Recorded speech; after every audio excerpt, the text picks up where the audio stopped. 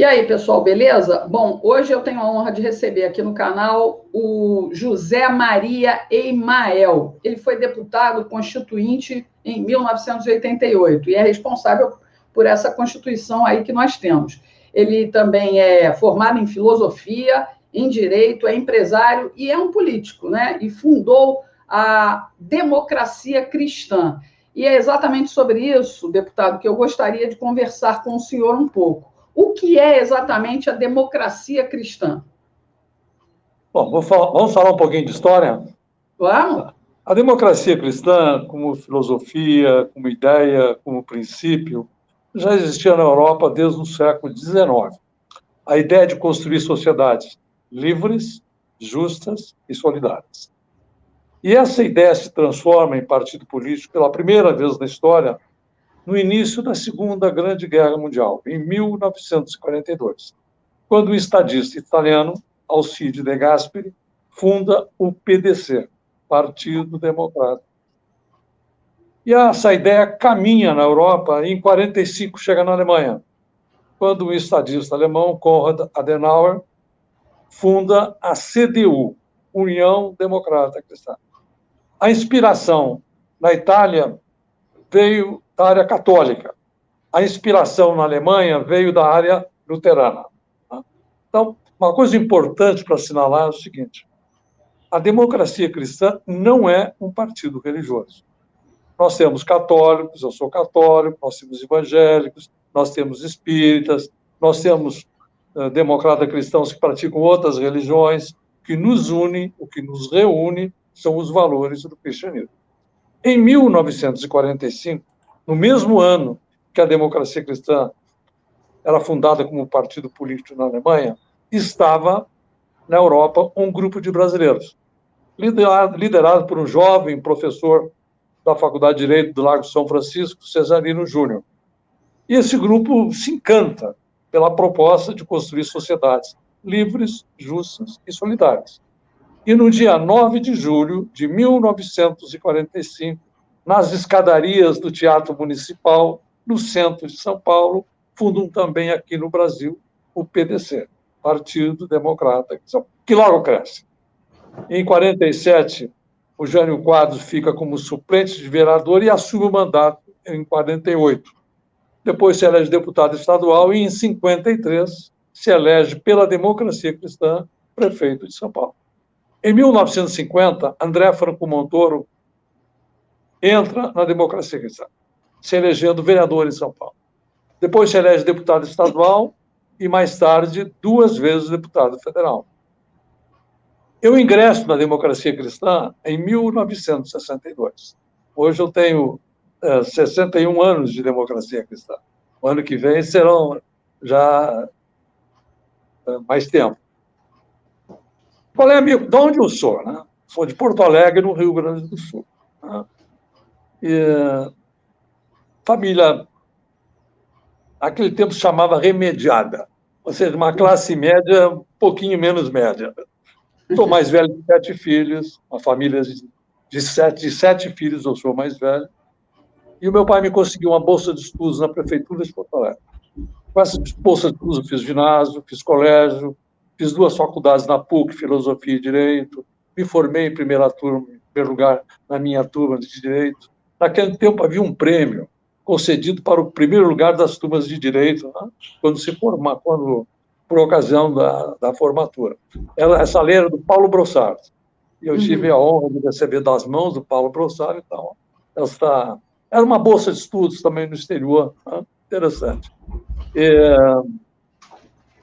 Mas chega a 65. Em 75, o regime militar, através do ato institucional número 2, extingue os 13 partidos que existiam. O PDC era um deles. O presidente nacional do PDC era o então deputado federal Franco Montoro. No Paraná tinha José Richa, no Rio Grande do Sul Nelson Marquesan. Era uma força imensa a democracia cristã no Brasil.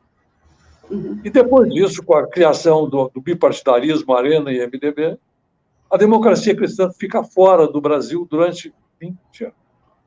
Enquanto ela fortalecia nações, fortalecia a democracia no mundo, o Brasil ficou privado dessa força transformadora. Mas, em 1985, por ocasião da reorganização político-partidária, um médico do Rio de Janeiro, Jorge Coelho de Sá, refunda a Democracia Cristã com o mesmo nome de antes, PDC, Partido Democrata. E aí descobre que aqui em São Paulo havia um antigo militante. Eu vim em 64 para São Paulo. Eu era advogado da White Martins, jovem advogado da White Martins, no Rio Grande do Sul, e recebi o convite para ser o diretor de recursos humanos em São Paulo. Eu tinha 24 anos, uma oportunidade fantástica, né? Então, em 85, quando foi refundada a Democracia Cristã, eu estava em São Paulo. Né? E já era empresário em São Paulo. Nós somos colegas na sua área, porque eu sou profissional, além de advogado, eu sou profissional de relações públicas. E tem uma empresa, a primeira empresa brasileira que alcançou 50 anos. Tá? Nossa, no país. Muito legal, parabéns. É? Parabéns. Obrigado. E aí, qual foi a minha missão quando eu fui convidado a voltar para a Democracia Cristã? Voltar não, nunca saí dela. Né? Organizar a Democracia Cristã em São Paulo e ser o candidato da Democracia Cristã a prefeito de São Paulo. Não tinha melhor maneira de mostrar que a gente havia voltado, depois de 20 anos, do que disputar a prefeitura. Bom, e na época, então, concorri com Jânio, Fernando Henrique, Suplicy, né? Foi nessa eleição para prefeito de São Paulo que um companheiro nosso, José Raimundo de Castro, ele é um alfaiate, mas é também compositor de música popular. Foi nessa eleição que ele compôs o jingle Ei Mael, o democrata. Ei, Mael, o democrata cristão. Deixa eu te contar Ele como é que surgiu isso. É um jingle chiclete, né? Nós estávamos na reunião, acho que eram 4 ou 5 pessoas. E o Castro estava junto. E nós estávamos discutindo com que nome eu seria candidato a prefeito. E a reunião estava indo para o final, uma certeza. Os engenheiros diriam uma certeza cartesiana. Eu podia ser candidato com José Maria, JM, né? Mas jamais, nunca, o nome de Emael. Tinha um Y no meio, difícil de escrever, mais difícil de falar. Aí o Castro olha de braço e diz o seguinte, mas também tem uma coisa, se a gente ensinar o povo Emael, o povo não esquece mais. Verdade. E aí, só para não magoar o companheiro, sem nenhuma expectativa de sucesso, então nós dissemos ao Castro, tá bem, Castro, você tem 2 dias para tentar encontrar um jeito. Aliás, ele que pediu, me deem 2 dias. Por volta das 5 horas desse segundo dia, ele liga. Depois ele contou como foi. Pediu para o auxiliar na alfaiataria pegar o telefone, e ele pega o violão e me canta o jingle. Quando ele terminou, Regina, de cantar o jingle, eu disse a ele, Castro, a partir de agora eu devo a você a minha história política. Eu senti que ele tinha criado algo de gênio. Ele viu no EY, o Ei brasileiro. Por isso que começa com Ei, né? E ele já aproveitou para dizer que o Emael era um democrata cristão. Quer dizer, disse tudo, né? Uma coisa genial. Né? A propaganda é a alma do negócio, né, deputado? Aí, em 86, me elegi deputado federal constituinte, uma das maiores votações de São Paulo. Mais de 76 mil votos, né? Na época foram 72 mil votos, trazendo para hoje alguns 400, 500 mil votos. Só não fui, em todas as cidades de São Paulo, eu só não fui votado, acho que em 6 cidades. E fui para constituinte. E lhe digo uma coisa, Regina, valeu a pena ter vivido para ser constituinte. Foi um momento bom. Aquelas multidões chegando no Congresso Nacional e traziam, não papéis datilografados, mas a grande maioria folhas de caderno escritas à mão, né? Onde colocávamos seus sonhos, suas ideias. Né? Então, foi realmente um processo assim, extraordinário. E eu me dediquei com alma, com coração, com vontade como constituinte. Eu sentia que nós, constituintes, estávamos construindo um outro país, nós estávamos construindo o futuro. Né? E ao final da Assembleia Nacional Constituinte, fiquei entre os 15 constituintes com o maior número de propostas aprovadas. Eu aprovei 145 propostas. Né? Conceitualmente, a maior contribuição da democracia cristã para a sociedade brasileira foi a definição do modelo de sociedade a ser construído pelos brasileiros. É de autoria da democracia cristã, por meu intermédio, o inciso 1º do artigo 3º da Constituição. São objetivos da República Federativa do Brasil. São objetivos fundamentais da República Federativa do Brasil. Inciso 1º, construir uma sociedade livre, justa e solidária. Ulisses Guimarães, para homenagear a Constituinte, mandou cunhar uma moeda, uma medalha, e foi a ser entregue no 25º aniversário da Constituição. Eu fui o líder da democracia cristã na Constituinte e recebi essa medalha. Eu estava emocionado olhando a medalha, quando um jornalista me falou: deputado, posso ver a medalha? Eu, pode. Aí eu estendi para ele a medalha. Aí ele fez uma coisa, Regina, que eu não tinha feito. Ele virou a medalha para ver se tinha alguma coisa escrita atrás. Aí ele falou: deputado, aqui tem uma coisa que é sua. Ulisses Guimarães, para sintetizar a Constituição, escreveu atrás da medalha: construir uma sociedade livre, justa e solidária. Foi uma emoção. Eu imagino. Eu queria agora, então, até questionar a questão da nossa Constituição. Hoje, ela recebe milhões de críticas, que é uma Constituição parlamentarista, que é uma Constituição voltada mais para o socialismo do que para a democracia plena. E aí eu quero pegar exatamente o artigo 3º, com o inciso 1, né, que é construir uma sociedade livre, justa e solidária, coisa que não estamos vivenciando nos dias de hoje, deputado, por conta dessa soberania do Supremo Tribunal Federal. Nós temos que ter uma igualdade de poderes. E, realmente, hoje, o Supremo, em algumas ocasiões, está extrapolando a sua área de poder. Agora, a Constituição tem defeitos? Tem defeitos. Mas é a primeira... Nós hoje vivemos o maior período democrático da nossa história. Verdade. E a Constituição tem uma participação muito forte. Um cenário interessante na Constituinte era, de um lado, você tinha a extrema-esquerda, que queria coisas que a economia não suportaria. Por exemplo, a estabilidade absoluta depois de terminar o contrato de experiência. E, de outro lado, tinha os conservadores que não queriam ceder absolutamente nada. E a democracia cristã foi conciliando capital e trabalho. Resultado, todos os avanços dos trabalhadores são propostas da democracia cristã, por meu intermédio. Redução da jornada de trabalho de 48 para 44 horas semanais. A proteção contra a despedida imotivada nos termos da lei, que preverá, sem prejuízo de outros direitos, indenização compensatória. O aviso prévio proporcional ao tempo de serviço e no mínimo de 30 dias. Tá? O direito trabalhador ao lazer. Incentivos para proteger o mercado de trabalho da mulher. E, do outro lado, tudo que defende o contribuinte na Constituição brasileira são propostas da democracia cristã. Eu fui vice-presidente da Comissão de Tributos, então tive um espaço interessante. Né? Por exemplo, o inciso 4º do artigo 150, que proíbe que tributo tenha efeito de confisco. Né? A possibilidade do ICMS ser menor para os produtos mais necessários. Agora o governador Dória zerou o ICMS do leite e reduziu o ICMS na carne. Ele só pôde fazer isso porque existe o permissivo constitucional. Né? Mas, em compensação, ele também aumentou demais o ICMS em vários outros produtos. Né? É uma compensação, eu diria assim, populista, enfim.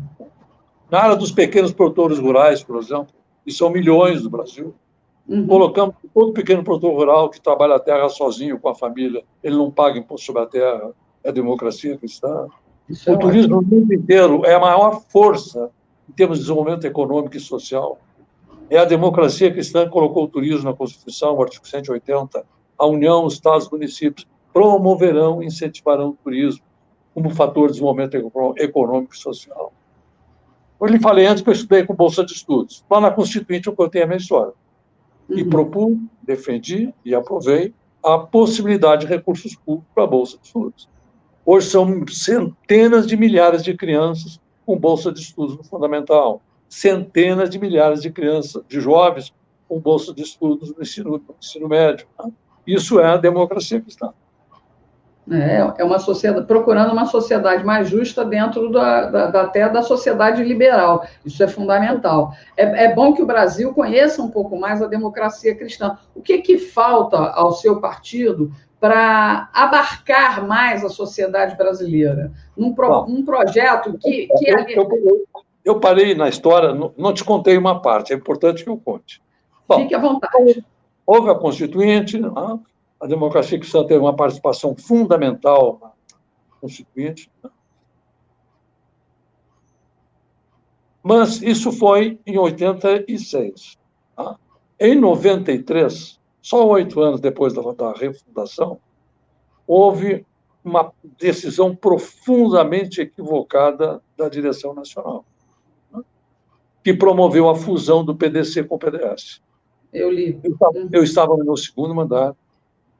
De madrugada do dia 13 de abril, bati na porta de um ministro do TSE, com mandato de segurança tentando impedir a fusão. Mas, infelizmente, a fusão acontece no dia 13 de abril de 1992. E eu fiz questão de acompanhar a agonia da democracia cristã fisicamente. Nós éramos 22 deputados federais. 21 apoiaram a fusão. Eu fiquei sozinho na oposição. E sentei na última fileira do plenário da Câmara dos Deputados, e às 3 horas da tarde, só faltava 2 horas para terminar a conversa. A perda era inevitável.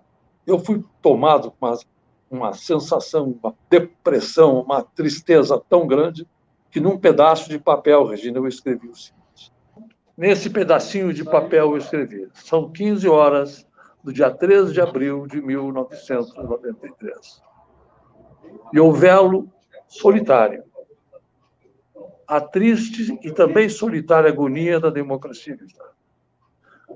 Em 1965, foi a mão fria do regime militar que lhe cortou a existência. Hoje são seus próprios dirigentes que lhe negam a vida, quando teriam o poder de perpetuá-la. Mas a democracia cristã, que já renasceu uma vez, renascerá novamente. E ao renascer, será eterna. 2 anos depois, eu refundava a democracia cristã, com o nome de PSDC, Partido Social Democrata Cristão. Por que PSDC? Porque o Tribunal Superior Eleitoral tinha decidido que siglas que participam de fusão não poderiam ser recriadas. Então, nós acrescentamos o S para enfatizar nosso compromisso com a justiça social, com a solidariedade, né? Mas o reinício foi extremamente difícil. As pessoas tinham receio de colocar o sonho no projeto. Nós já tínhamos sido destruídos 2 vezes. Quem asseguraria que nós não seríamos destruídos de novo? Mas, aos poucos, nós fomos garimpando lideranças no Brasil afora. Hoje, nós temos um colégio de líderes nos estados muito interessante, muito. Né? E hoje está acontecendo um fato muito interessante. A quantidade de lideranças nacionais chegando na democracia cristã. Como se, de repente, tivessem descoberto a democracia cristã. Né? E nós estamos muito, muito contentes com isso. Né? Agora, em 2022, nós elegeremos bem mais do que 11 deputados federais. Né? Então, nós vamos superar a questão da cláusula de barreira. Né? É um momento muito forte, muito bonito que nós estamos vivendo hoje. O senhor tem uma vida política muito ativa e corajosa, porque disputou 5 vezes a presidência da República. Por que esse esforço? Foi a reconstrução da democracia cristã. Todo esse empenho foi a reconstrução da democracia cristã. Em 2017, nós mudamos o nome. Né? Antes era PSDC, ficou só Democracia Cristã. E hoje, realmente, a democracia cristã ela começa a ser descoberta. descoberta pelas pessoas. Por exemplo, essa entrevista que eu estou tendo a oportunidade de ter consigo, já vai ser também vai ser muito positivo. Certamente. Para as pessoas conhecerem mais sobre a democracia cristã. Exatamente. Agora, posso falar com você sobre urna eletrônica? Pode ficar à vontade, isso é uma questão muito importante. Ó, eleição de 1998. Minha primeira campanha para presidente da República. Quando nós vimos o resultado, uma coisa nos chamou a atenção. Por que nas cidades menores eu tinha muito mais votos que nas cidades grandes? Mas muito mais. Depois eu vou te mostrar dados aí do Ceará, de 98. O senhor ficou no 9º lugar entre 12 candidatos, né? Eu não lembro qual foi essa posição que eu fiquei. Eu sei que eu tive uma votação interessante.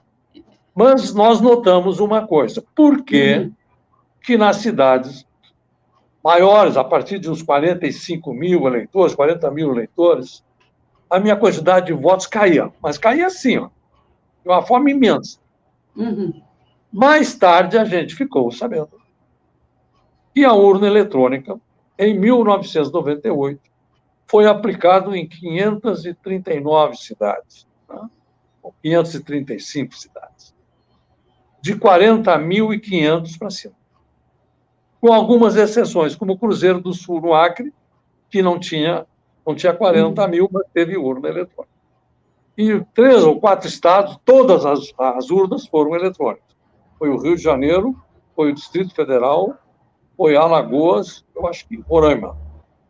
Lá nesses estados, aí em todas as urnas, a minha votação era muito fraca. Muito fraca. Vou te dar alguns dados do Ceará. O Ceará tinha 13 cidades com mais de 40.500 eleitores. Tá? Nessas 13 cidades, em 12 houve a urna eletrônica. Em uma delas, não houve. Os dados. A cidade que não teve urna eletrônica foi a cidade de Icó. Icó. 40.723 eleitores, teve 20.446 votos válidos e eu tive 102 votos, correspondendo a 0,49. Bom, já em Iguatu, 56.418 eleitores, 32.687 votos válidos. Quantos votos eu tive? 3 votos. 3 votos. Uma outra cidade com urna eletrônica, Itapipoca.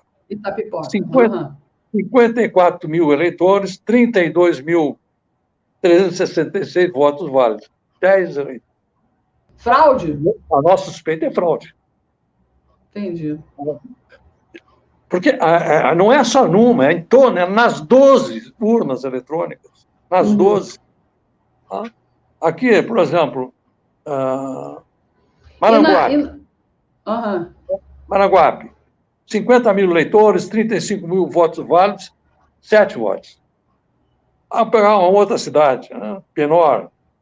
A cidade de Milagres, 18 mil eleitores, 10 mil votos válidos, 66 votos. Não tem. Só comigo aconteceu isso. Entendi. Com os outros, não.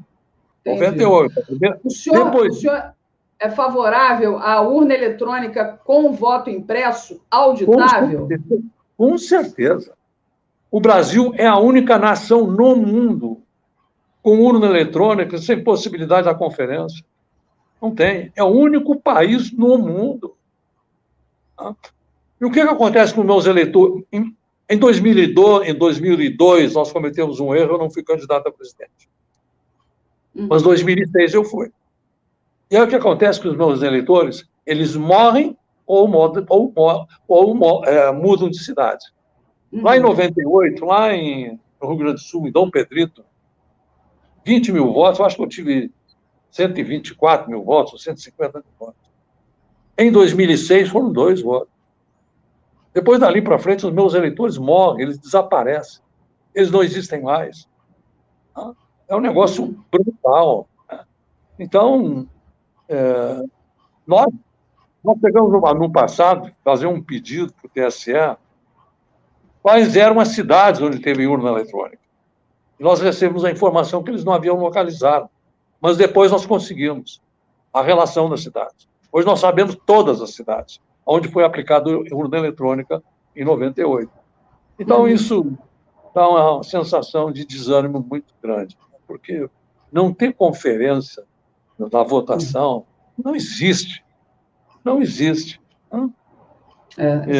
Isso é uma democracia falseada, vamos dizer assim, porque sem você poder conferir, né, e ter a certeza, fica sempre uma suspeição no ar. Infelizmente, o atual presidente do TSE, o ministro Luiz Roberto Barroso, ele diz que é impossível e que isso fere o segredo do voto, a inviolabilidade do voto. Isso é impossível. Isso não é verdade, porque o processo pensado para o Brasil é de uma urna indevassável associada à urna eletrônica e mostra o voto impresso, o eleitor concorda, confirma que é ele, e ele vai imediatamente para essa urna, que só será aberta se for o caso de um pedido autorizado de revisão da votação. Um fato concreto, Regina, não tem país no mundo com o sistema que nós temos. O Brasil é o único. E a quem interessa isso? A quem interessa? Pois é. A nós, eleitores, não interessa. Mas a forças poderosas realmente querem a manutenção dessa caixa de Pandora, né? Que a gente não sabe exatamente o que é definido lá dentro. Como é que o senhor está trabalhando o Democracia Cristã como partido, uma força realmente para as eleições de 2022? Como é que o senhor está trabalhando nos estados, nos municípios? Qual é a estratégia do Democracia Cristã para ter uma voz mais ativa, presente, e a gente afastar de vez esses partidos esquerdistas do Brasil?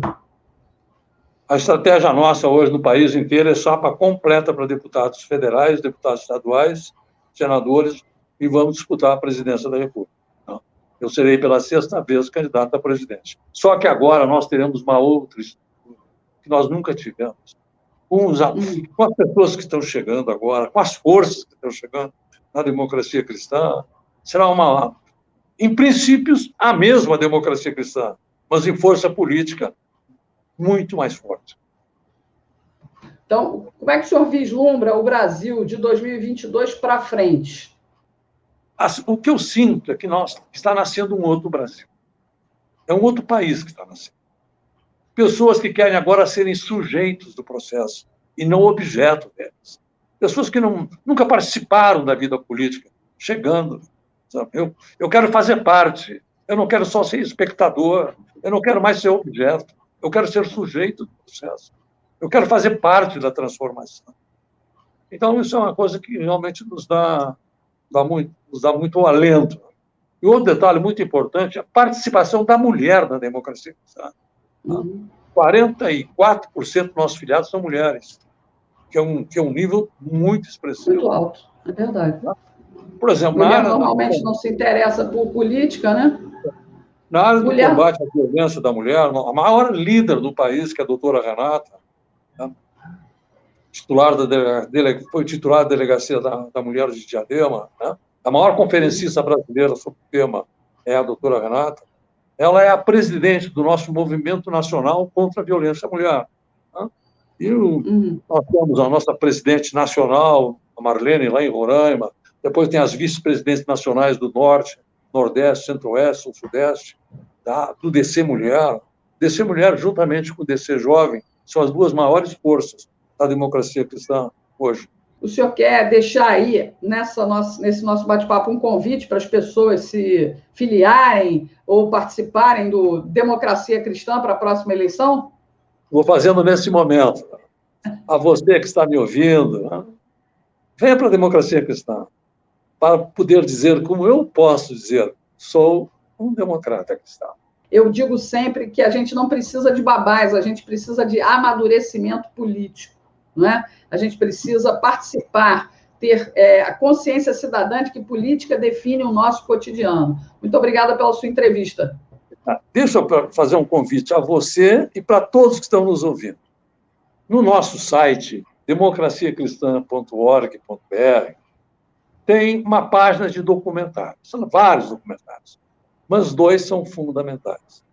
Um deles é Democracia Cristã, 75 anos de Brasil. É um documentário de 20 minutos, com imagens, tá? Inclusive com as imagens de 42, da Segunda Grande Guerra, quando a democracia cristã foi fundada na Itália, e que conta a nossa história, até a eleição de 2018. Agora nós estamos também já atualizando para essa eleição que passou de 2020. Né? É um documentário fantástico. Né? Todos os nossos vultos da nossa história, né? Os percalços, né? as duas destruições. Né? É um documentário fantástico. E o outro documentário é A Democracia na Constituição do Brasil. Nesse documentário tem artigo por artigo da Constituição que são de nossa autoria. Tá? Nós estamos em todos os títulos da Constituição Federal. Então, culturalmente, é uma coisa muito interessante. Como é que nasceu isso? Né? Como é que foi? Hoje, eu estou vendo a Constituição, mas como é que chegamos a isso? Quem propôs isso? Qual foi a argumentação para defender isso? Então, é uma coisa, é um documentário, são 2 então os documentários. Democracia Cristã, 75 anos de Brasil, e a Democracia Cristã na Constituição do Brasil. Vamos assistir para conhecer um pouco mais. A Democracia Cristã, presidida pelo deputado José Maria Emael.